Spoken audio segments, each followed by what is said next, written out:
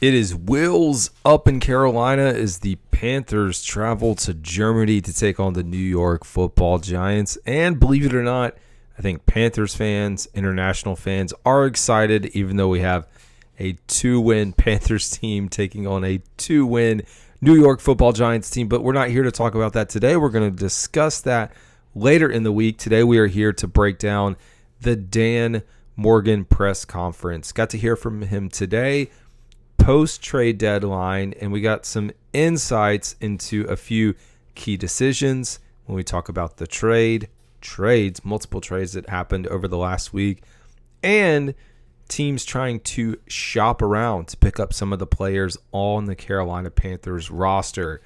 Kick things off, of course, talking about the most recent trade with the Dallas Cowboys, and that was Jonathan Mingo. One, he mentioned how much he appreciated Jonathan's time here, the kind of player that he was becoming, and he does feel like this is a true win-win. Do we really think that? So Dallas gets a promising player, and the Panthers get a draft pick to build for the future. What do you think? Is this really a win-win? Maybe. I mean, of course, if this is the luck of the Panthers, we're going to have Jonathan Mingo turn out to be a baller, like Des Bryant level baller over there, Cooper, whoever. That would be the luck of the Panthers. But I will say, given the circumstances, given the significant drop in snap count, what I've posted about earlier this week, and production, it all made sense. And with a lot of the younger guys taking a step up. Building through the draft, that's a theme. And you say, well, who cares? Well, it's all encompassing on getting as many draft picks as you can. If you go back and look now at the 2023 draft class, the Panthers had 5 picks. Now 4 of those are on the roster after trading away Jonathan Mingo, the second-round pick. You need draft picks. You go back to Chuba Hubbard's draft class. That's one of the draft classes where the Panthers hit, but they had 9-10 picks that year. That is going to be a theme for Dan Morgan to continue to accumulate as many draft picks as possible. And hey, we got to give him a chance. At least he has shown, if you look at the offensive side of the ball, he's got things figured out. We know next year we're going to be heavily investing on defense, trying to get this thing balanced as best that we can. How about our man Bryce Young? Here is a big one for you Panthers fans. So he reassured us, and yes, Bryce Young is starting this week, just this week, no long-term commitment as we heard from Dave Canales, that they are just watching him continue to develop and grow. But there's an emphasis on watching every single player on this roster, and there will be an evaluation at the end of the year. He is not non-committal to drafting another quarterback in the top 5 or whatever draft pick we end up. Hopefully it's not top 5, but it would be realistic if we were. But he's not ruling that out of the question, and he shouldn't. Like, as the GM of a football team, you need to have every option on the table. I mean, given the bumpy road that Bryce Young has had, it would make sense if the Panthers sat here and said, you know what, now's our time, as much as we need help on the defensive side of the ball. Also talked about shopping Bryce Young, and that was just never on the table, which is reassuring. They didn't entertain the idea, according to Dan Morgan. Maybe that's hard for Panthers fans to believe. I consider it hard to believe, like this bumpy road. I kind of look at this situation, and I joked and I tweeted about it. If you think about the marriage between Bryce Young and the Panthers, it's more or less a situation where it was like, hey, you split up, you took a break, and you didn't find anyone else. So you're like, oh, yeah, let's stay together.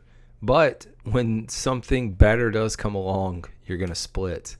That's how thin this relationship is, in my opinion. Not to say that it's bad, but we just see it. And Dave Canales has been pressed on his relationship with Bryce Young this whole time. But maybe this is good. Maybe it's good for Bryce. I've talked about it. Help him out. So that is a positive.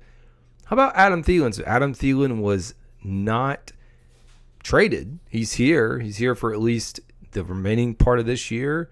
Unless he gets traded in the offseason, he'll be here next year. We want him to be back healthy. We know he's working his way back. But speaking of team culture, Morgan talked about Adam Thielen and his impact on the young wide receiver room. He is now the old man. I was going to send out a tweet and joke that Adam Thielen was the grandpa of the wide receiver room. But he can make plays, and I think he can help develop those young guys. It's almost similar to what Andy Dalton was supposed to be doing for Bryce Young.